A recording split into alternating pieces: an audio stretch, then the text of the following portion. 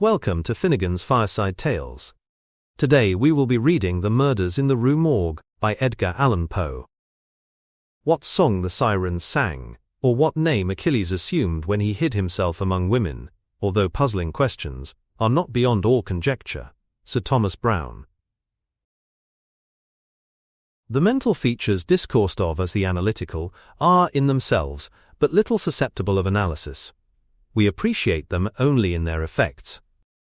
We know of them, among other things, that they are always to their possessor, when inordinately possessed, a source of the liveliest enjoyment. As the strong man exults in his physical ability, delighting in such exercises as call his muscles into action, so glories the analyst in that moral activity which disentangles. He derives pleasure from even the most trivial occupations, bringing his talent into play. He is fond of enigmas, of conundrums, of hieroglyphics, exhibiting in his solutions of each a degree of acumen which appears to the ordinary apprehension preternatural. His results, brought about by the very soul and essence of method, have, in truth, the whole air of intuition.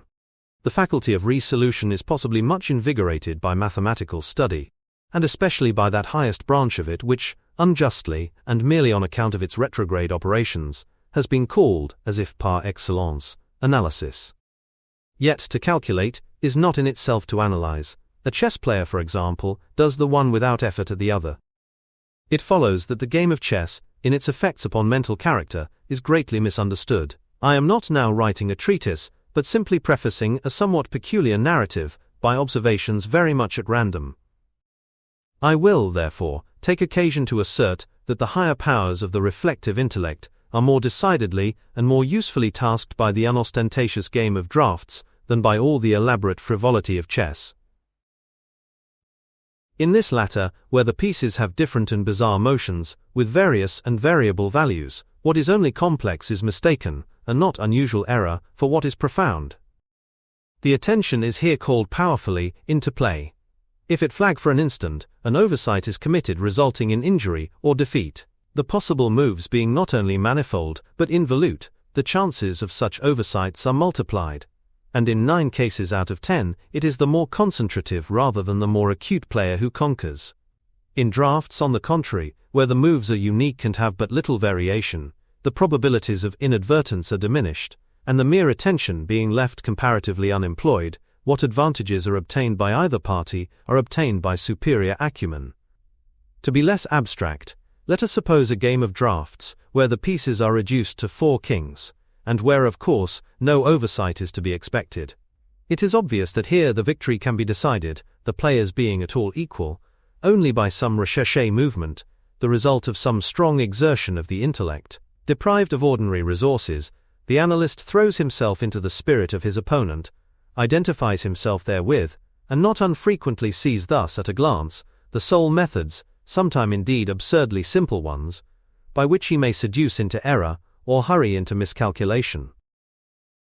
The analytical power should not be confounded with ample ingenuity, for while the analyst is necessarily ingenious, the ingenious man is often remarkably incapable of analysis. The constructive or combining power, by which ingenuity is usually manifested, and to which the phrenologists, I believe erroneously, have assigned a separate organ, supposing it a primitive faculty, has been so frequently seen in those whose intellect bordered otherwise upon idiocy, as to have attracted general observation among writers on morals. Between ingenuity and the analytic ability, there exists a difference far greater indeed than that between the fancy and the imagination, but of a character very strictly analogous. It will be found, in fact, that the ingenious are always fanciful, and the truly imaginative never otherwise than analytic. The narrative which follows will appear to the reader somewhat in the light of a commentary upon the propositions just advanced. Residing in Paris during the spring and part of the summer of 18, there became acquainted with a Monsieur C. Auguste Dupin. This young gentleman was of an excellent, indeed of an illustrious family, but by a variety of untoward events, had been reduced to such poverty that the energy of his character succumbed beneath it, and he ceased to bestir himself in the world, or to care for the retrieval of his fortunes. By courtesy of his creditors, there still remained in his possession a small remnant of his patrimony, and upon the income arising from this, he managed, by means of a rigorous economy, to procure the necessaries of life, without troubling himself about its superfluities. Books indeed were his sole luxuries, and in Paris these are easily obtained. Our first meeting was at an obscure library in the Rue Montmartre, where the accident of our both being in search of the same very rare and very remarkable volume brought us into closer communion. We saw each other again and again. I was deeply interested in the little family history which he detailed to me with all that candor which a Frenchman indulges whenever mere self is his theme. I was astonished, too, at the vast extent of his reading, and above all, I felt my soul enkindled within me by the wild fervor and the vivid freshness of his imagination. Seeking in Paris the objects I then sought, I felt that the society of such a man would be to me a treasure beyond price, and this feeling I frankly confided to him. It was at length arranged that we should live together during my stay in the city, and as my worldly circumstances were somewhat less embarrassed than his own, I was permitted to be at the expense of renting and furnishing in a style which suited the rather fantastic gloom of our common temper, a time-eaten and grotesque mansion, long deserted through superstitions into which we did not inquire, and tottering to its fall in a retired and desolate portion of the Faubourg Saint-Germain. Had the routine of our life at this place been known to the world, we should have been regarded as madmen, although perhaps as madmen of a harmless nature. Our seclusion was perfect. We admitted no visitors. Indeed, the locality of our retirement had been carefully kept a secret from my own former associates, and it had been many years since Dupin had ceased to know or be known in Paris. We existed within ourselves alone. It was a freak of fancy in my friend, for what else shall I call it, to be enamored of the night for her own sake, and into this bizarrerie, as into all his others, I quietly fell, giving myself up to his wild whims with a perfect abandon. The sable divinity would not herself dwell with us always, but we could counterfeit her presence. At the first dawn of the morning we closed all the messy shutters of our old building, lighting a couple of tapers which, strongly perfumed, threw out only the ghastliest and feeblest of rays. By the aid of these we then busied our souls in dreams, reading, writing or conversing, until warned by the clock of the advent of the true darkness. Then we sallied forth into the streets arm in arm, continuing the topics of the day, or roaming far and wide until a late hour, seeking, amid the wild lights and shadows of the populous city, that infinity of mental excitement which quiet observation can afford. At such times I could not help remarking and admiring, although from his rich ideality I had been prepared to expect it, a peculiar analytic ability in Dupin. He seemed, too, to take an eager delight in its exercise, if not exactly in its display, and did not hesitate to confess the pleasure thus derived. He boasted to me, with a low, chuckling laugh, that most men, in respect to himself, wore windows in their bosoms, and was wont to follow up such assertions by direct and very startling proofs of his intimate knowledge of my own. His manner at these moments was frigid and abstract, his eyes were vacant in expression, while his voice, usually a rich tenor, rose into a treble, which would have sounded petulantly, but for the deliberateness and entire distinctness of the enunciation.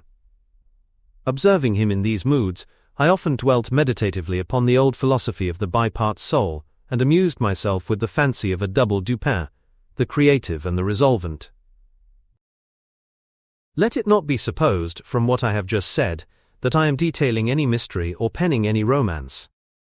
What I have described in The Frenchman was merely the result of an excited, or perhaps of a diseased intelligence. But of the character of his remarks at the periods in question, an example will best convey the idea. We were strolling one night down a long dirty street in the vicinity of the Palais Royal.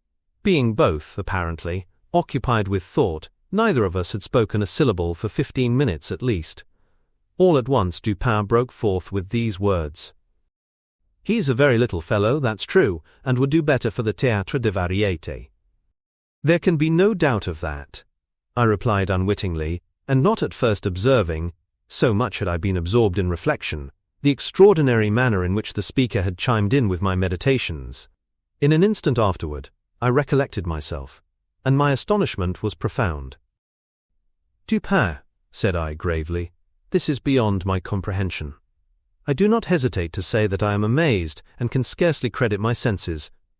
How was it possible you should know I was thinking of—" Here I paused, to ascertain beyond a doubt whether he really knew of whom I thought. "Of Chantilly," said he. "Why do you pause? You were remarking to yourself that his diminutive figure unfitted him for tragedy. This was precisely what had formed the subject of my reflections. Chantilly was a quondam cobbler of the Rue Saint-Denis, who, becoming stage-mad, had attempted the role of Xerxes in Crébillon's tragedy so-called, and been notoriously pasquinaded for his pains. "Tell me, for heaven's sake," I exclaimed, "the method, if method there is, by which you have been enabled to fathom my soul in this matter." In fact, I was even more startled than I would have been willing to express. "It was the fruiterer," replied my friend, "who brought you to the conclusion that the mender of souls was not of sufficient height for Xerxes et id genus omne." "The fruiterer? You astonish me.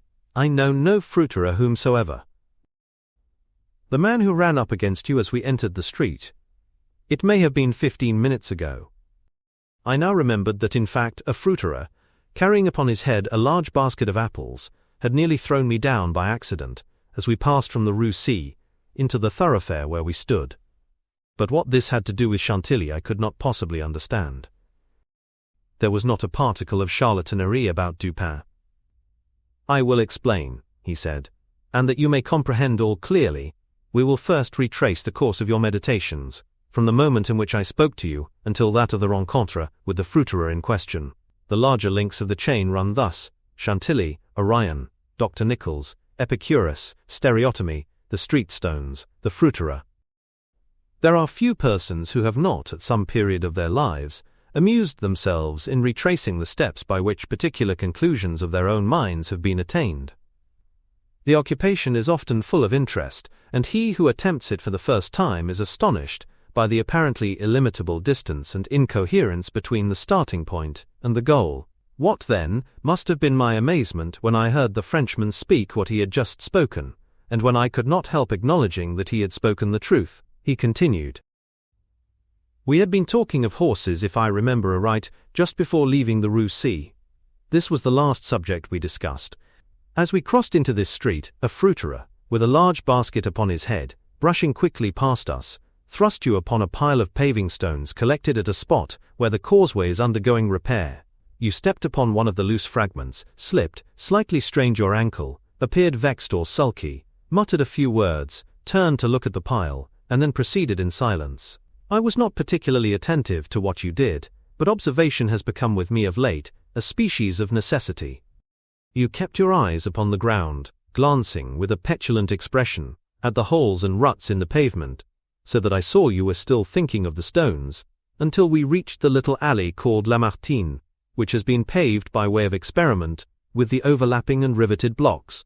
Here your countenance brightened up, and perceiving your lips move, I could not doubt that you murmured the word stereotomy, a term very affectedly applied to this species of pavement. I knew that you could not say to yourself stereotomy without being brought to think of atomies, and thus of the theories of Epicurus. And since, when we discussed this subject not very long ago, I mentioned to you how singularly, yet with how little notice, the vague guesses of that noble Greek had met with confirmation in the late nebular cosmogony, I felt that you could not avoid casting your eyes upward to the great nebula in Orion, and I certainly expected that you would do so. You did look up, and I was now assured that I had correctly followed your steps. But in that bitter tirade upon Chantilly, which appeared in yesterday's Musée, the satirist, making some disgraceful allusions to the cobbler's change of name upon assuming the buskin, quoted a Latin line about which we have often conversed. I mean the line, perdidit antiquum litera sonum. I had told you that this was in reference to Orion, formerly written Urion, and from certain pungencies connected with this explanation, I was aware that you could not have forgotten it. It was clear, therefore, that you would not fail to combine the two ideas of Orion and Chantilly. That you did combine them I saw by the character of the smile which passed over your lips.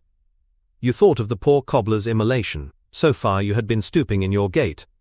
But now I saw you draw yourself up to your full height. I was then sure that you reflected upon the diminutive figure of Chantilly. At this point I interrupted your meditations to remark that as, in fact, he was a very little fellow, that Chantilly, he would do better at the Théâtre des Variétés.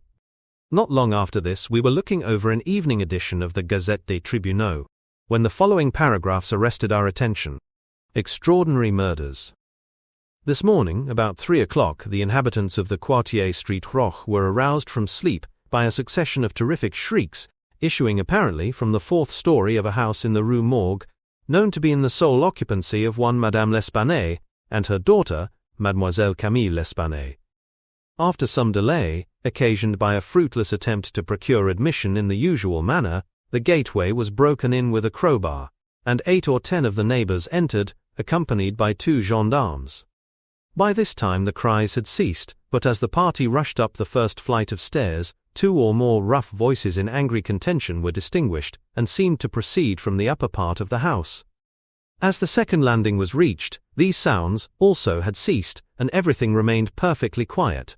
The party spread themselves and hurried from room to room. Upon arriving at a large back chamber in the 4th story, the door of which, being found locked, with the key inside, was forced open, a spectacle presented itself which struck everyone present not less with horror than with astonishment.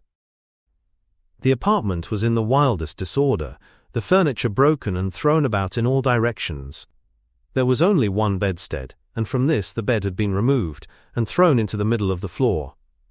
On a chair lay a razor, besmeared with blood. On the hearth were 2 or 3 long and thick tresses of grey human hair, also dabbled in blood, and seeming to have been pulled out by the roots. Upon the floor were found 4 napoleons, an earring of topaz, 3 large silver spoons, 3 smaller of métal d'Alger, and 2 bags, containing nearly 4,000 francs in gold. The drawers of a bureau, which stood in one corner, were open, and had been apparently rifled, although many articles still remained in them. A small iron safe was discovered under the bed, not under the bedstead. It was open, with the key still in the door. It had no contents beyond a few old letters, and other papers of little consequence. Of Madame L'Espanaye no traces were here seen, but an unusual quantity of soot being observed in the fireplace, a search was made in the chimney, and, horrible to relate, the corpse of the daughter, head downward, was dragged therefrom, it having been thus forced up the narrow aperture for a considerable distance. The body was quite warm. Upon examining it, many excoriations were perceived, no doubt occasioned by the violence with which it had been thrust up and disengaged.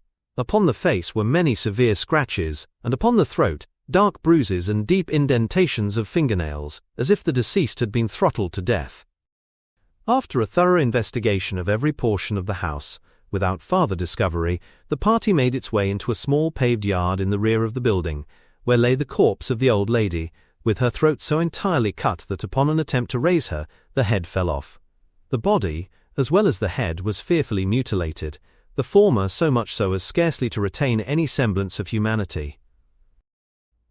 To this horrible mystery there is not as yet, we believe, the slightest clue. The next day's paper had these additional particulars. The tragedy in the Rue Morgue. Many individuals have been examined in relation to this most extraordinary and frightful affair. The word affair has not yet in France that levity of import which it conveys with us. But nothing whatever has transpired to throw light upon it. We give below all the material testimony elicited.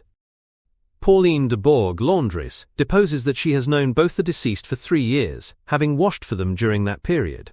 The old lady and her daughter seemed on good terms, very affectionate towards each other. They were excellent pay, could not speak in regard to their mode or means of living. Believed that Madame L told fortunes for a living. Was reputed to have money put by. Never met any persons in the house when she called for the clothes or took them home. Was sure that they had no servant in employ. There appeared to be no furniture in any part of the building except in the 4th story. Pierre Moreau, tobacconist, deposes that he has been in the habit of selling small quantities of tobacco and snuff to Madame L'Espanaye for nearly 4 years. Was born in the neighborhood, and has always resided there. The deceased and her daughter had occupied the house in which the corpses were found, for more than 6 years.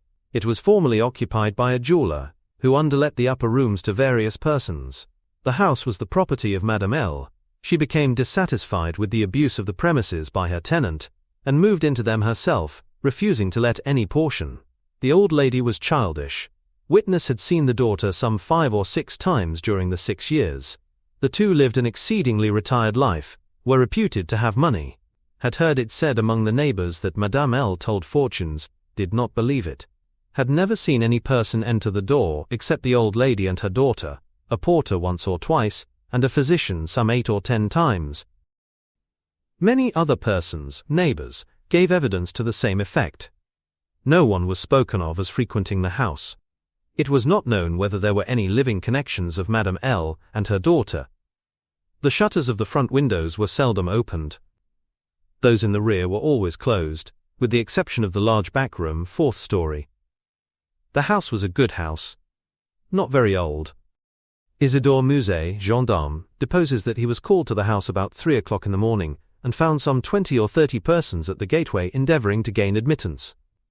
Forced it open, at length, with a bayonet, not with a crowbar.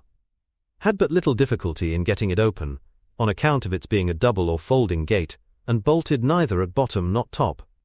The shrieks were continued until the gate was forced, and then suddenly ceased. They seemed to be screams of some person, or persons, in great agony, were loud and drawn out, not short and quick. Witness led the way upstairs. Upon reaching the first landing, heard 2 voices in loud and angry contention, the one a gruff voice, the other much shriller, a very strange voice. Could distinguish some words of the former, which was that of a Frenchman, was positive that it was not a woman's voice. Could distinguish the words sacré and grable. The shrill voice was that of a foreigner.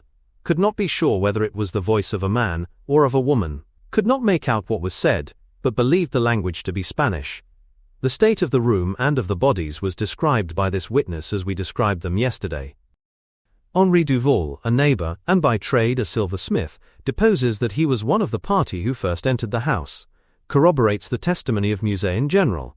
As soon as they forced an entrance, they reclosed the door, to keep out the crowd, which collected very fast, notwithstanding the lateness of the hour.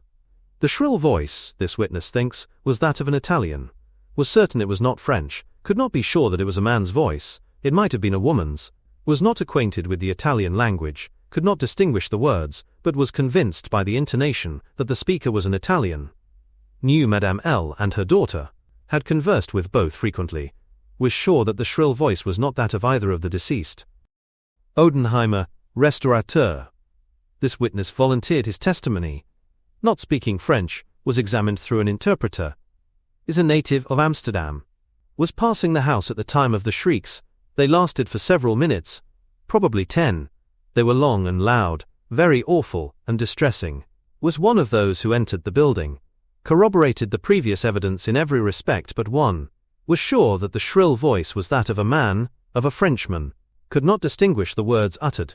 They were loud and quick, unequal, spoken apparently in fear as well as in anger. The voice was harsh, not so much shrill as harsh. Could not call it a shrill voice. The gruff voice said repeatedly, Sacré, diable, and once Mon Dieu. Jules Mignot, banker of the firm of Mignot et Filles, Rue de la Reine.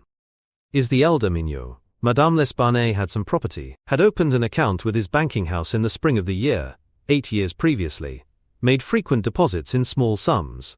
Had checked for nothing until the 3rd day before her death, when she took out in person the sum of 4,000 francs. This sum was paid in gold, and a clerk went home with the money. Adolphe Lebon, clerk to Mignot et Filles, deposes that on the day in question about noon, he accompanied Madame L'Espanaye to her residence with the 4,000 francs, put up in 2 bags. Upon the door being opened, Mademoiselle L. appeared, and took from his hands one of the bags, while the old lady relieved him of the other. He then bowed and departed. Did not see any person in the street at the time. It is a by-street, very lonely. William Bird, tailor, deposes that he was one of the party who entered the house. Is an Englishman. Has lived in Paris 2 years, was one of the first to ascend the stairs. Heard the voices in contention. The gruff voice was that of a Frenchman. Could make out several words, but cannot now remember all. Heard distinctly, Sacré and Mon Dieu. There was a sound at the moment as if of several persons struggling, a scraping and scuffling sound. The shrill voice was very loud, louder than the gruff one. Is sure that it was not the voice of an Englishman. Appeared to be that of a German. Might have been a woman's voice. Does not understand German. 4 of the above-named witnesses being recalled, deposed that the door of the chamber in which was found the body of Mademoiselle L. was locked on the inside when the party reached it. Everything was perfectly silent. No groans or noises of any kind. Upon forcing the door, no person was seen. The windows, both of the back and front room, were down and firmly fastened from within. A door between the 2 rooms was closed, but not locked. The door leading from the front room into the passage was locked, with the key on the inside. A small room in the front of the house, on the 4th story, at the head of the passage was open, the door being ajar. This room was crowded with old beds, boxes and so forth. These were carefully removed and searched. There was not an inch of any portion of the house which was not carefully searched. Sweeps were sent up and down the chimneys. The house was a 4-story one, with garrets. A trapdoor on the roof was nailed down very securely, did not appear to have been opened for years. The time elapsing between the hearing of the voices in contention and the breaking open of the room door was variously stated by the witnesses. Some made it as short as 3 minutes, some as long as 5. The door was opened with difficulty. Alfonso Garcia, undertaker, deposes that he resides in the Rue Morgue, is a native of Spain, was one of the party who entered the house, did not proceed upstairs, is nervous, and was apprehensive of the consequences of agitation, heard the voices in contention. The gruff voice was that of a Frenchman, could not distinguish what was said. The shrill voice was that of an Englishman, is sure of this, does not understand the English language but judges by the intonation. Alberto Montani, confectioner, deposes that he was among the first to ascend the stairs, heard the voices in question. The gruff voice was that of a Frenchman, distinguished several words. The speaker appeared to be expostulating, could not make out the words of the shrill voice, spoke quick and unevenly, thinks it the voice of a Russian, corroborates the general testimony, is an Italian, never conversed with a native of Russia. Several witnesses recalled, here testified that the chimneys of all the rooms on the 4th story were too narrow to admit the passage of a human being. By our sweeps were meant cylindrical sweeping brushes, such as are employed by those who clean chimneys. These brushes were passed up and down every flue in the house. There is no back passage by which anyone could have descended, while the party proceeded upstairs. The body of Mademoiselle L'Espanaye was so firmly wedged in the chimney that it could not be got down until 4 or 5 of the party united their strength. Paul Dumas, physician, deposes that he was called to view the bodies about daybreak. They were both then lying on the sacking of the bedstead in the chamber where Mademoiselle L. was found. The corpse of the young lady was much bruised and excoriated. The fact that it had been thrust up the chimney would sufficiently account for these appearances. The throat was greatly chafed. There were several deep scratches just below the chin, together with a series of livid spots which were evidently the impression of fingers. The face was fearfully discolored, and the eyeballs protruded. The tongue had been partially bitten through. A large bruise was discovered upon the pit of the stomach, produced, apparently, by the pressure of a knee. In the opinion of M. Dumas, Mademoiselle L'Espanaye had been throttled to death by some person, or persons unknown. The corpse of the mother was horribly mutilated. All the bones of the right leg and arm were more or less shattered, the left tibia much splintered, as well as all the ribs of the left side. Whole body dreadfully bruised and discolored. It was not possible to say how the injuries had been inflicted. A heavy club of wood, or a broad bar of iron, a chair, any large, heavy and obtuse weapon, would have produced such results, if wielded by the hands of a very powerful man. No woman could have inflicted the blows with any weapon. The head of the deceased, when seen by witness, was entirely separated from the body, and was also greatly shattered. The throat had evidently been cut with some very sharp instrument, probably with a razor. Alexandre Etienne, surgeon, was called with M. Dumas to view the bodies, corroborated the testimony and the opinions of M. Dumas. Nothing farther of importance was elicited, although several other persons were examined. A murder so mysterious and so perplexing in all its particulars was never before committed in Paris, if indeed a murder has been committed at all. The police are entirely at fault, an unusual occurrence in affairs of this nature. There is not, however, the shadow of a clue apparent. The evening edition of the paper stated that the greatest excitement still continued in the Quartier Street Roche, that the premises in question had been carefully researched and fresh examinations of witnesses instituted, but all to no purpose. A postscript, however, mentioned that Adolphe Le Bon had been arrested and imprisoned, although nothing appeared to criminate him, beyond the facts already detailed. Dupin seemed singularly interested in the progress of this affair, at least so I judged from his manner, for he made no comments. It was only after the announcement that Le Bon had been imprisoned that he asked me my opinion respecting the murders. I could merely agree with all Paris in considering them an insoluble mystery. I saw no means by which it would be possible to trace the murderer. We must not judge of the means, said Dupin, by this shell of an examination. The Parisian police, so much extolled for acumen, are cunning, but no more. There is no method in their proceedings, beyond the method of the moment. They make a vast parade of measures, but, not unfrequently, these are so ill adapted to the objects proposed, as to put us in mind of Monsieur Jourdain's calling for his robe de chambre pour mieux entendre la musique. The results attained by them are not unfrequently surprising, but, for the most part, are brought about by simple diligence and activity. When these qualities are unavailing, their schemes fail. Vidocq, for example, was a good guesser and a persevering man. But, without educated thought, he erred continually by the very intensity of his investigations. He impaired his vision by holding the object too close. He might see, perhaps, 1 or 2 points with unusual clearness, but in so doing he, necessarily, lost sight of the matter as a whole. Thus there is such a thing as being too profound. Truth is not always in a well. In fact, as regards the more important knowledge, I do believe that she is invariably superficial. The depth lies in the valleys where we seek her, and not upon the mountain tops where she is found. The modes and sources of this kind of error are well typified in the contemplation of the heavenly bodies. To look at a star by glances, to view it in a sidelong way by turning toward it the exterior portions of the retina, more susceptible of feeble impressions of light than the interior, is to behold the star distinctly, is to have the best appreciation of its luster, a luster which grows dim just in proportion as we turn our vision fully upon it. A greater number of rays actually fall upon the eye in the latter case, but in the former, there is the more refined capacity for comprehension. By undue profundity we perplex and enfeeble thought, and it is possible to make even Venus herself vanish from the firmament by a scrutiny too sustained, too concentrated, or too direct. As for these murders, let us enter into some examinations for ourselves, before we make up an opinion respecting them. An inquiry will afford us amusement. I thought this an odd term, so applied, but said nothing. And besides, Le Bon once rendered me a service for which I am not ungrateful. We will go and see the premises with our own eyes. I know G, the prefect of police, and shall have no difficulty in obtaining the necessary permission. The permission was obtained, and we proceeded at once to the Rue Morgue.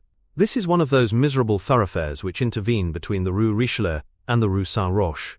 It was late in the afternoon when we reached it, as this quarter is at a great distance from that in which we resided.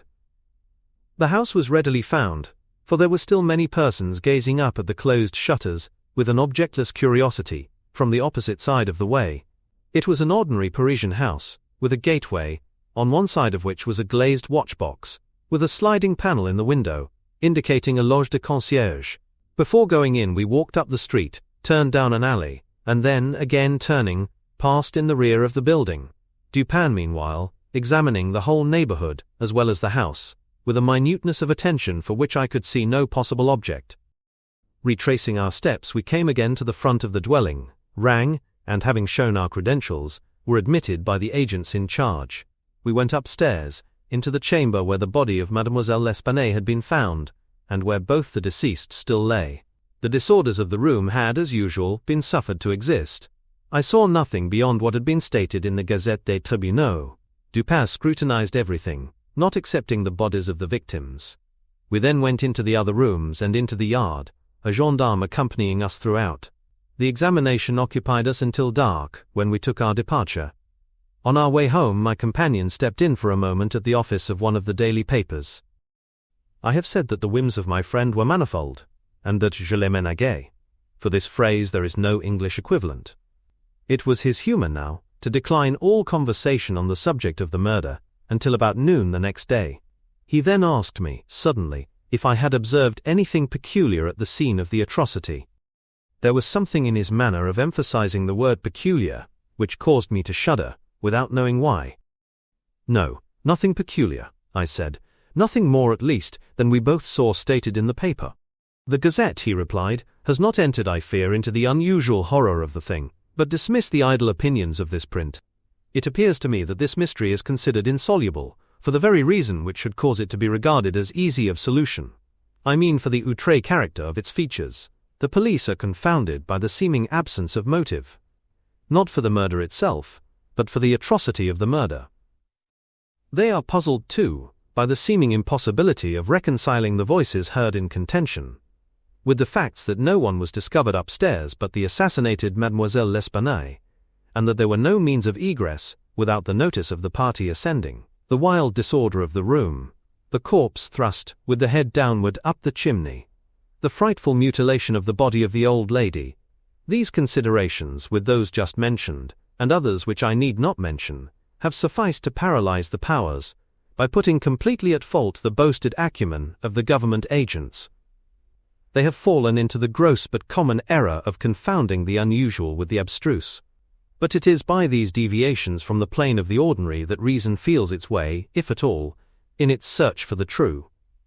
In investigations such as we are now pursuing, it should not be so much asked what has occurred, as what has occurred that has never occurred before. In fact, the facility with which I shall arrive, or have arrived, at the solution of this mystery, is in the direct ratio of its apparent insolubility in the eyes of the police. I stared at the speaker in mute astonishment. I am now awaiting, continued he, looking toward the door of our apartment, I am now awaiting a person who, although perhaps not the perpetrator of these butcheries, must have been in some measure implicated in their perpetration. Of the worst portion of the crimes committed, it is probable that he is innocent. I hope that I am right in this supposition, for upon it I build my expectation of reading the entire riddle. I look for the man here, in this room, every moment. It is true that he may not arrive, but the probability is that he will. Should he come, it will be necessary to detain him. Here are pistols, and we both know how to use them when occasion demands their use. I took the pistols, scarcely knowing what I did, or believing what I heard, while Dupin went on, very much as if in a soliloquy. I have already spoken of his abstract manner at such times. His discourse was addressed to myself, but his voice, although by no means loud, had that intonation which is commonly employed in speaking to someone at a great distance. His eyes, vacant in expression, regarded only the wall.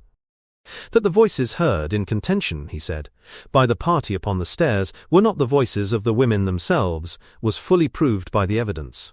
This relieves us of all doubt upon the question whether the old lady could have first destroyed the daughter and afterward have committed suicide. I speak of this point chiefly for the sake of method, for the strength of Madame L'Espanaye would have been utterly unequal to the task of thrusting her daughter's corpse up the chimney as it was found, and the nature of the wounds upon her own person entirely preclude the idea of self-destruction. Murder, then, has been committed by some third party, and the voices of this third party were those heard in contention. Let me now advert, not to the whole testimony respecting these voices, but to what was peculiar in that testimony. Did you observe anything peculiar about it? I remarked that, while all the witnesses agreed in supposing the gruff voice to be that of a Frenchman, there was much disagreement in regard to the shrill, or, as one individual termed it, the harsh voice. That was the evidence itself, said Dupin, but it was not the peculiarity of the evidence. You have observed nothing distinctive, yet there was something to be observed. The witnesses, as you remark, agreed about the gruff voice. They were here unanimous, but in regard to the shrill voice, the peculiarity is, not that they disagreed, but that, while an Italian, an Englishman, a Spaniard, a Hollander and a Frenchman attempted to describe it, each one spoke of it as that of a foreigner. Each is sure that it was not the voice of one of his own countrymen. Each likens it, not to the voice of an individual of any nation with whose language he is conversant, but the converse. The Frenchman supposes it the voice of a Spaniard, and might have distinguished some words had he been acquainted with the Spanish. The Dutchman maintains it to have been that of a Frenchman, but we find it stated that, not understanding French, this witness was examined through an interpreter. The Englishman thinks it the voice of a German, and does not understand German. The Spaniard is sure that it was that of an Englishman, but judges by the intonation, altogether, as he has no knowledge of the English. The Italian believes it the voice of a Russian, but has never conversed with a native of Russia. A second Frenchman differs moreover with the first, and is positive that the voice was that of an Italian, but, not being cognizant of that tongue, is, like the Spaniard, convinced by the intonation. Now, how strangely unusual must that voice have really been about which such You will say that it might have been the voice of an Asiatic, of an African. Neither Asians nor Africans abound in Paris, but, without denying the inference, I will now merely call your attention to 3 points. The voice is termed by one witness harsh rather than shrill. It is represented by 2 others to have been quick and unequal. No words, no sounds resembling words, were by any witness mentioned as distinguishable. I know not, continued Dupin, what impression I may have made so far upon your own understanding, but I do not hesitate to say that legitimate deductions even from this portion of the testimony, the portion respecting the gruff and shrill voices, are in themselves sufficient to engender a suspicion which should give direction to all farther progress in the investigation of the mystery. I said legitimate deductions, but my meaning is not thus fully expressed. I design to imply that the deductions are the sole proper ones, and that the suspicion arises inevitably from them as the single result. What the suspicion is, however, I will not say just yet. I merely wish you to bear in mind that with myself, it was sufficiently forcible to give a definite form, a certain tendency, to my inquiries in the chamber. Let us now transport ourselves in fancy to this chamber. What shall we first seek here? The means of egress employed by the murderers. It is not too much to say that neither of us believe in preternatural events. Madame and Mademoiselle L'Espanaye were not destroyed by spirits. The doers of the deed were material, and escaped materially. Then how? Fortunately, there is but one mode of reasoning upon the point, and that mode must lead us to a definite decision. Let us examine, each by each, the possible means of egress. It is clear that the assassins were in the room where Mademoiselle L'Espanaye was found, or at least in the room adjoining, when the party ascended the stairs. It is then only from these two apartments that we have to seek issues. The police have laid bare the floors, the ceilings, and the masonry of the walls, in every direction. No secret issues could have escaped their vigilance, but, not trusting to their eyes, I examined with my own. There were, then, no secret issues. Both doors leading from the rooms into the passage were securely locked, with the keys inside. Let us turn to the chimneys. These, although of ordinary width for some 8 or 10 feet above the hearths, will not admit, throughout their extent, the body of a large cat. The impossibility of egress, by means already stated, being thus absolute, we are reduced to the windows. Through those of the front room, no one could have escaped without notice from the crowd in the street. The murderers must have passed then, through those of the back room.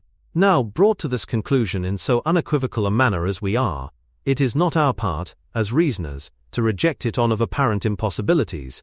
It is only left for us to prove that these apparent impossibilities are, in reality, not such. There are 2 windows in the chamber. One of them is unobstructed by furniture and is wholly visible.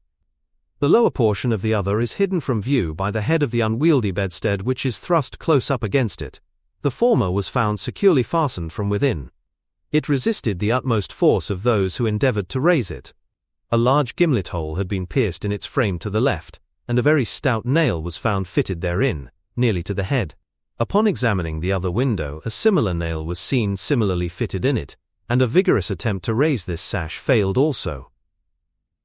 The police were now entirely satisfied that egress had not been in these directions, and, therefore, it was thought a matter of supererogation to withdraw the nails and open the windows. My own examination was somewhat more particular, and was so for the reason I have just given, because here it was, I knew, that all apparent impossibilities must be proved to be not such in reality. I proceeded to think thus: a posteriori, the murderers did escape from one of these windows. This being so, they could not have refastened the sashes from the inside, as they were found fastened. The consideration which put a stop, through its obviousness, to the scrutiny of the police in this quarter. Yet the sashes were fastened. They must, then, have the power of fastening themselves. There was no escape from this conclusion. I stepped to the unobstructed casement, withdrew the nail with some difficulty, and attempted to raise the sash. It resisted all my efforts, as I had anticipated. A concealed spring must, I now know, exist, and this corroboration of my idea convinced me that my premises at least were correct. However mysterious still appeared the circumstances attending the nails. A careful search soon brought to light the hidden spring. I pressed it and, satisfied with the discovery, forbore to upraise the sash. I now replaced the nail and regarded it attentively. A person passing out through this window might have reclosed it, and the spring would have caught, but the nail could not have been replaced. The conclusion was plain, and again narrowed in the field of my investigations. The assassins must have escaped through the other window. Supposing, then, the springs upon each sash to be the same, as was probable, there must be found a difference between the nails, or at least between the modes of their fixture. Getting upon the sacking of the bedstead, I looked over the headboard minutely at the second casement. Passing my hand down behind the board, I readily discovered and pressed the spring, which was, as I had supposed, identical in character with its neighbor. I now looked at the nail. It was as stout as the other, and apparently fitted in the same manner, driven in nearly up to the head. You will say that I was puzzled, but if you think so, you must have misunderstood the nature of the inductions. To use a sporting phrase, I had not been once at fault. The scent had never for an instant been lost. There was no flaw in any link of the chain. I had traced the secret to its ultimate result, and that result was the nail. It had, I say, in every respect, the appearance of its fellow in the other window. But this fact was an absolute nullity, conclusive as it might seem to be, when compared with the consideration that here, at this point, terminated the clue. There must be something wrong, I said, about the nail. I touched it, and the head, with about 1/4 of an inch of the shank, came off in my fingers. The rest of the shank was in the gimlet hole where it had been broken off. The fracture was an old one, for its edges were encrusted with rust, and had apparently been accomplished by the blow of a hammer, which had partially embedded in the top of the bottom sash, the head portion of the nail. I now carefully replaced this head portion in the indentation whence I had taken it, and the resemblance to a perfect nail was complete. The fissure was invisible. Pressing the spring, I gently raised the sash for a few inches. The head went up with it, remaining firm in its bed. I closed the window, and the semblance of the whole nail was again perfect. The riddle, so far, was now unriddled. The assassin had escaped through the window which looked upon the bed. Dropping of its own accord upon his exit, or perhaps purposely closed, it had become fastened by the spring, and it was the retention of this spring which had been mistaken by the police for that of the nail, farther inquiry being thus considered unnecessary. The next question is that of the mode of descent. Upon this point, I had been satisfied in my walk with you around the building. About 5.5 feet from the casement in question there runs a lightning rod. From this rod it would have been impossible for anyone to reach the window itself, to say nothing of entering it. I observed, however, that the shutters of the 4th story were of the peculiar kind called by Parisian carpenters ferrades, a kind rarely employed at the present day, but frequently seen upon very old mansions at Lyons and Bordeaux. They are in the form of an ordinary door, a single, not a folding door, except that the lower half is latticed or worked in open trellis, thus affording an excellent hold for the hands. In the present instance, these shutters are fully 3.5 feet broad. When we saw them from the rear of the house, they were both about half open, that is to say, they stood off at right angles from the wall. It is probable that the police, as well as myself, examined the back of the tenement, but, if so, in looking at these ferrades in the line of their breadth, as they must have done, they did not perceive this great breadth itself, or, at all events, failed to take it into due consideration. In fact, having once satisfied themselves that no egress could have been made in this quarter, they would naturally bestow here a very cursory examination. It was clear to me, however, that the shutter belonging to the window at the head of the bed would, if swung fully back to the wall, reach to within 2 feet of the lightning rod. It was also evident that, by exertion of a very unusual degree of activity and courage, an entrance into the window, from the rod, might have been thus effected. By reaching to the distance of 2.5 feet, we now suppose the shutter open to its whole extent, a robber might have taken a firm grasp upon the trellis work. Letting go, then, his hold upon the rod, placing his feet securely against the wall, and springing boldly from it, he might have swung the shutter so as to close it, and if we imagine the window open at the time, might even have swung himself into the room. I wish you to bear especially in mind that I have spoken of a very unusual degree of activity as requisite to success in so hazardous and so difficult a feat. It is my design to show you, first, that the thing might possibly have been accomplished, but secondly and chiefly, I wish to impress upon your understanding the very extraordinary, the almost preternatural character of that agility which could have accomplished it. You will say, no doubt, using the language of the law, that to make out my case I should rather undervalue than insist upon a full estimation of the activity required in this matter. This may be the practice in law, but it is not the usage of reason. My ultimate object is only the truth. My immediate purpose is to lead you to place in juxtaposition that very unusual activity of which I have just spoken with that very peculiar shrill, or harsh, and unequal voice, about whose nationality no two persons could be found to agree, and in whose utterance no syllabification could be detected.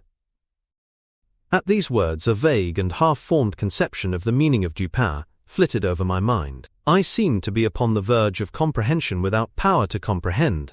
Men, at times, find themselves upon the brink of remembrance without being able in the end to remember.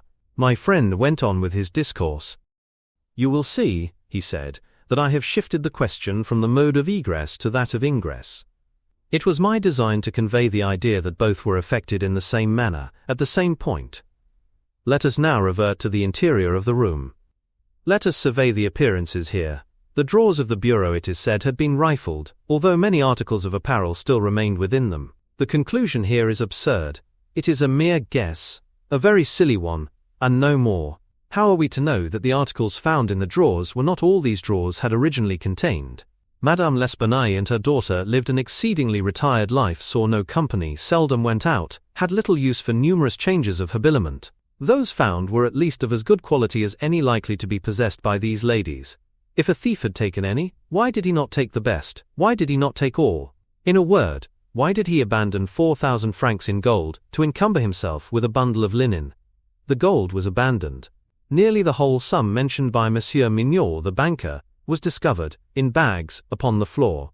I wish you, therefore, to discard from your thoughts the blundering idea of motive, engendered in the brains of the police by that portion of the evidence which speaks of money delivered at the door of the house. Coincidences 10 times as remarkable as this, the delivery of the money and murder committed within 3 days upon the party receiving it, happen to all of us every hour of our lives, without attracting even momentary notice. Coincidences in general are great stumbling blocks in the way of that class of thinkers who have been educated to know nothing of the theory of probabilities, that theory to which the most glorious objects of human research are indebted for the most glorious of illustration. In the present instance, had the gold been gone, the fact of its delivery 3 days before would have formed something more than a coincidence. It would have been corroborative of this idea of motive. But, under the real circumstances of the case, if we are to suppose gold the motive of this outrage, we must also imagine the perpetrator so vacillating an idiot as to have abandoned his gold and his motive together. Keeping now steadily in mind the points to which I have drawn your attention, that peculiar voice, that unusual agility, and that startling absence of motive in a murder so singularly atrocious as this, let us glance at the butchery itself. Here is a woman strangled to death by manual strength, and thrust up a chimney, head downward. Ordinary assassins employ no such modes of murder as this. Least of all do they thus dispose of the murdered. In the manner of thrusting the corpse up the chimney, you will admit that there was something excessively outre, something altogether irreconcilable with our common notions of human action, even when we suppose the actors the most depraved of men. Think, too, how great must have been that strength which could have thrust the body up such an aperture so forcibly that the united vigor of several persons was found barely sufficient to drag it down. Turn now to other indications of the employment of a vigor most marvelous. On the hearth were thick tresses, very thick tresses, of grey human hair. These had been torn out by the roots. You are aware of the great force necessary in tearing thus from the head, even 20 or 30 hairs together. You saw the locks in question as well as myself. Their roots, a hideous sight, were clotted with fragments of the flesh, of the scalp, sure token of the prodigious power which had been exerted in uprooting perhaps 500,000 of hairs at a time. The throat of the old lady was not merely cut, but the head absolutely severed from the body. The instrument was a mere razor. I wish you also to look at the brutal ferocity of these deeds. Of the bruises upon the body of Madame L'Espanaye I do not speak. Monsieur Dumas and his worthy coadjutor Monsieur Etienne have pronounced that they were inflicted by some obtuse instrument, and so far these gentlemen are very correct. The obtuse instrument was clearly the stone pavement in the yard, upon which the victim had fallen from the window which looked in upon the bed. This idea, however simple it may now seem, escaped the police for the same reason that the breadth of the shutters escaped them, because by the affair of the nails, their perceptions had been hermetically sealed against the possibility of the windows having ever been opened at all. If now, in addition to all these things, you have properly reflected upon the odd disorder of the chamber, we have gone so far as to combine the ideas of an agility astounding, a strength superhuman, a ferocity brutal, a butchery without motive, a grotesquerie in horror absolutely alien from humanity, and a voice foreign in tone to the ears of men of many nations, and devoid of all distinct or intelligible syllabification. What result, then, has ensued? What impression have I made upon your fancy? I felt a creeping of the flesh as Dupin asked me the question. A madman, I said, has done this deed. Some raving maniac, escaped from a neighboring maison de santé. In some respects, he replied, your idea is not irrelevant, but the voices of madmen, even in their wildest paroxysms, are never found to tally with that peculiar voice heard upon the stairs. Madmen are of some nation, and their language, however incoherent in its words, has always the coherence of syllabification. Besides, the hair of a madman is not such as I now hold in my hand. I disentangled this little tuft from the rigidly clutched fingers of Madame L'Espanaye. Tell me what you can make of it. Dupin, I said, completely unnerved.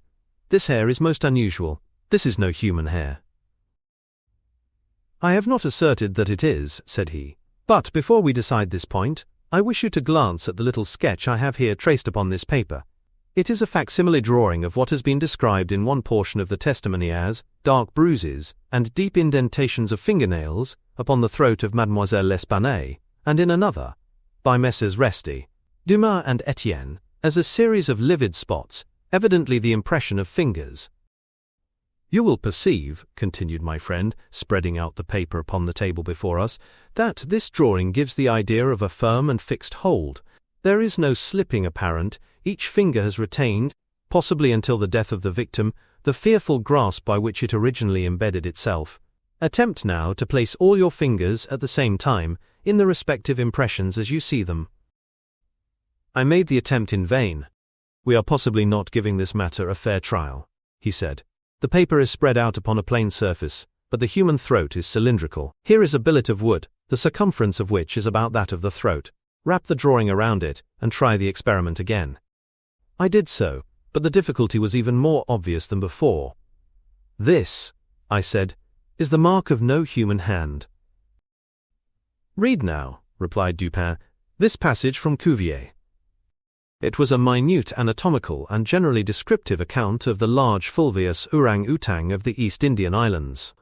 The gigantic stature, the prodigious strength and activity, the wild ferocity, and the imitative propensities of these mammalia are sufficiently well known to all.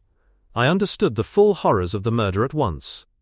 The description of the digits, said I, as I made an end of reading, is in exact accordance with this drawing. I see that no animal but an orang-outang of the species here mentioned could have impressed the indentations as you have traced them.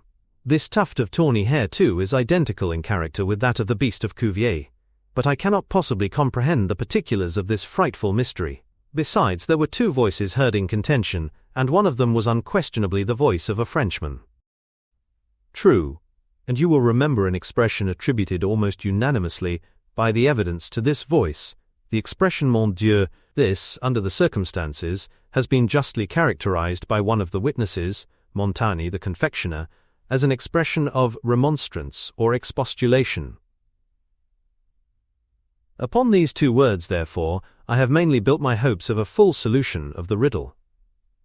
A Frenchman was cognizant of the murder. It is possible, indeed it is far more than probable, that he was innocent of all participation in the bloody transactions which took place. The orang-outang may have escaped from him. He may have traced it to the chamber, but under the agitating circumstances which ensued, he could never have recaptured it. It is still at large. I will not pursue these guesses, for I have no right to call them more, since the shades of reflection upon which they are based are scarcely of sufficient depth to be appreciable by my own intellect, and since I could not pretend to make them intelligible to the understanding of another. We will call them guesses then, and speak of them as such. If the Frenchman in question is indeed, as I suppose, innocent of this atrocity, this advertisement which I left last night, upon our return home, at the office of Le Monde, a paper devoted to the shipping interest, and much sought by sailors, will bring him to our residence. He handed me a paper, and I read thus. Court. In the Bois de Boulogne, early in the morning of the morning of the murder, a very large tawny orang-outang of the Bornese species.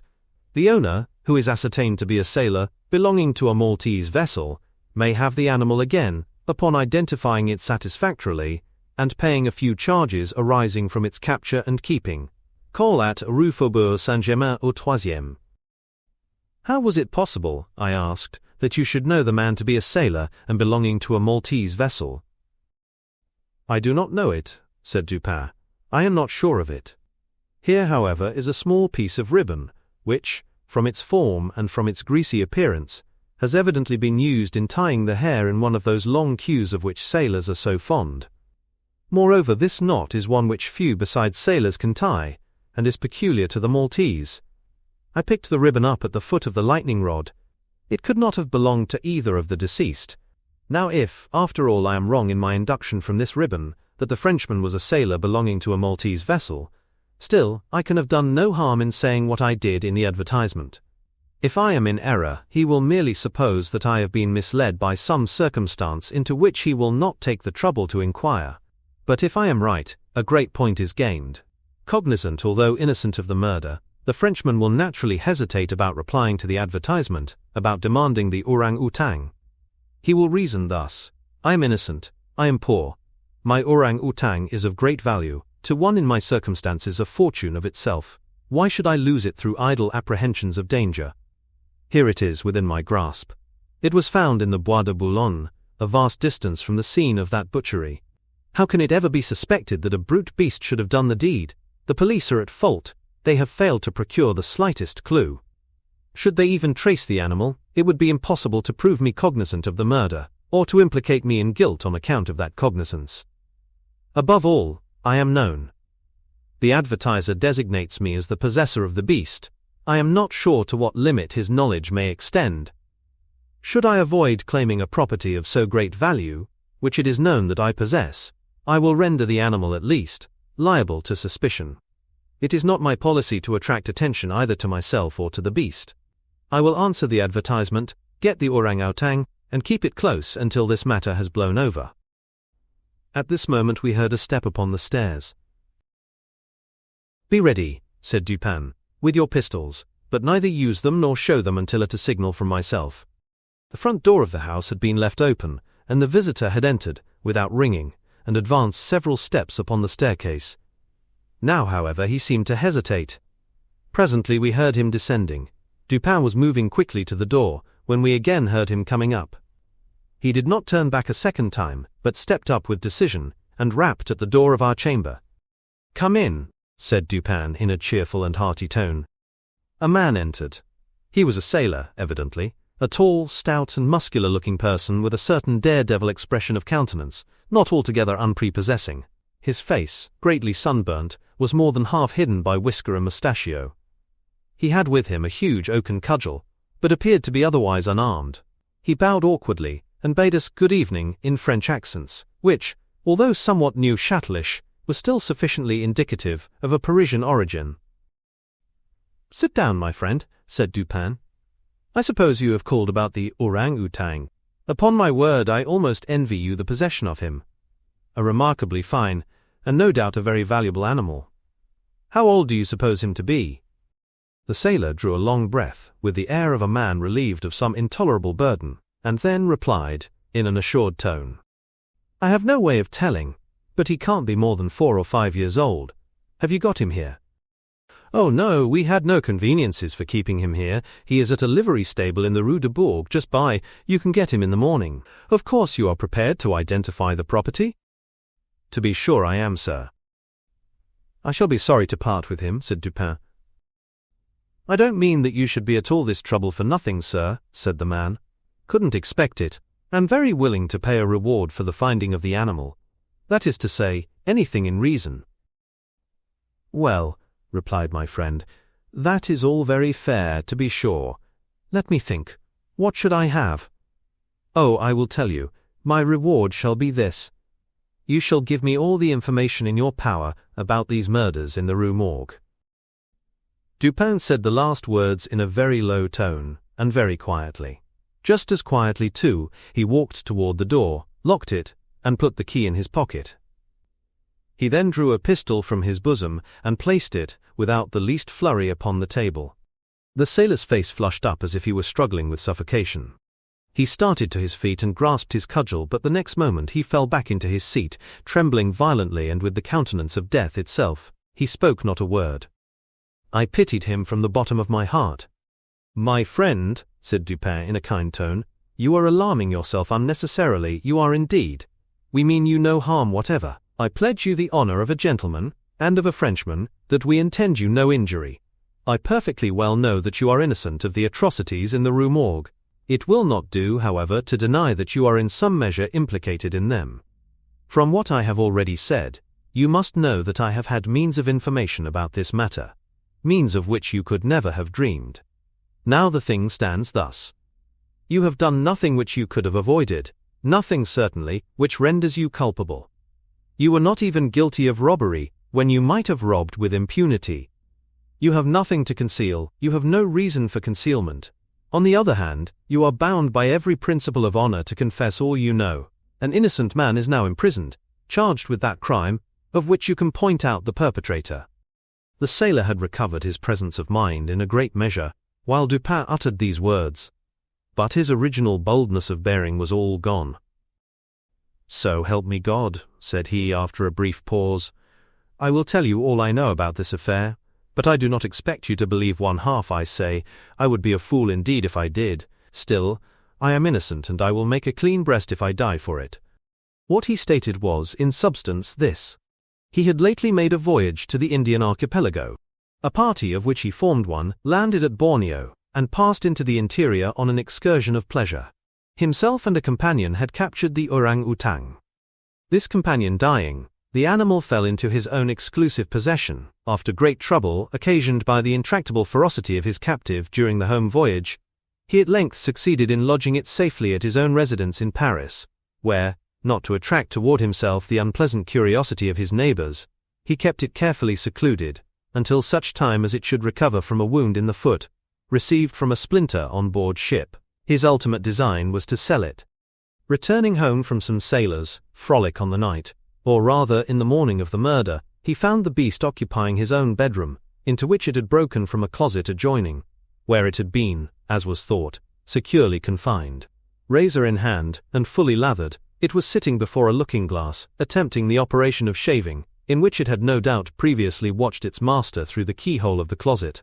Terrified at the sight of so dangerous a weapon in the possession of an animal so ferocious, and so well able to use it, the man, for some moments, was at a loss what to do.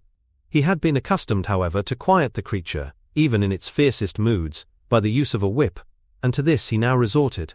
Upon sight of it, the orang-outang sprang at once through the door of the chamber, down the stairs, and thence, through a window, unfortunately open, into the street. The Frenchman followed in despair. The ape, razor still in hand, occasionally stopping to look back and gesticulate at its pursuer, until the latter had nearly come up with it. It then again made off. In this manner the chase continued for a long time. The streets were profoundly quiet, as it was nearly 3 o'clock in the morning. In passing down an alley in the rear of the Rue Morgue, the fugitive's attention was arrested by a light gleaming from the open window of Madame L'Espanaye's chamber, in the 4th story of her house. Rushing to the building, it perceived the lightning rod, clambered up with inconceivable agility, grasped the shutter, which was thrown fully back against the wall, and by its means, swung itself directly upon the headboard of the bed. The whole feat did not occupy a minute. The shutter was kicked open again by the orang-outang as it entered the room. The sailor, in the meantime, was both rejoiced and perplexed. He had strong hopes of now recapturing the brute, as it could scarcely escape from the trap into which it had ventured, except by the rod, where it might be intercepted as it came down. On the other hand, there was much cause for anxiety as to what it might do in the house. This latter reflection urged the man still to follow the fugitive. A lightning rod is ascended without difficulty, especially by a sailor, but when he had arrived as high as the window, which lay far to his left, his career was stopped. The most that he could accomplish was to reach over so as to obtain a glimpse of the interior of the room. At this glimpse he nearly fell from his hold through excess of horror. Now it was that those hideous shrieks arose upon the night, which had startled from slumber the inmates of the Rue Morgue. Madame L'Espanaye and her daughter, habited in their night clothes, had apparently been occupied in arranging some papers in the iron chest already mentioned, which had been wheeled into the middle of the room. It was open, and its contents lay beside it on the floor. The victims must have been sitting with their backs toward the window, and, from the time elapsing between the ingress of the beast and the screams, it seems probable that it was not immediately perceived. The flapping to of the shutter would naturally have been attributed to the wind. As the sailor looked in, the gigantic animal had seized Madame L'Espanaye by the hair, which was loose as she had been combing it, and was flourishing the razor about her face in imitation of the motions of a barber. The daughter lay prostrate and motionless. She had swooned. The screams and struggles of the old lady, during which the hair was torn from her head, had the effect of changing the probably pacific purposes of the orang-outang into those of wrath. With one determined sweep of its muscular arm it nearly severed her head from her body. The sight of blood inflamed its anger into frenzy. Gnashing its teeth and flashing fire from its eyes, it flew upon the body of the girl, and embedded its fearful talons in her throat, retaining its grasp until she expired. Its wandering and wild glances fell at this moment upon the head of the bed, over which the face of its master, rigid with horror, was just discernible. The fury of the beast, who no doubt bore still in mind the dreaded whip, was instantly converted into fear. Conscious of having deserved punishment, it seemed desirous of concealing its bloody deeds, and skipped about the chamber in an agony of nervous agitation, throwing down and breaking the furniture as it moved, and dragging the bed from the bedstead. In conclusion, it seized first the corpse of the daughter, and thrust it up the chimney as it was found, then that of the old lady, which it immediately hurled through the window headlong.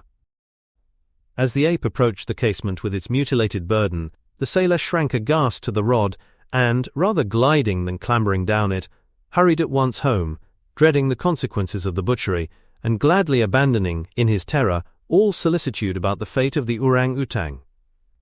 The words heard by the party upon the staircase were the Frenchman's exclamations of horror and affright, commingled with the fiendish jabberings of the brute.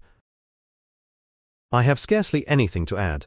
The orang-outang must have escaped from the chamber, by the rod, just before the break of the door. It must have closed the window as it passed through it. It was subsequently caught by the owner himself, who obtained for it a very large sum at the Jardin des Plantes. Le Bon was instantly released, upon our narration of the circumstances, with some comments from Dupin, at the bureau of the prefect of police. This functionary, however well disposed to my friend, could not altogether conceal his chagrin at the turn which affairs had taken, and was fain to indulge in a sarcasm or two about the propriety of every person minding his own business. "Let him talk," said Dupin, who had not thought it necessary to reply. "Let him discourse, it will ease his conscience.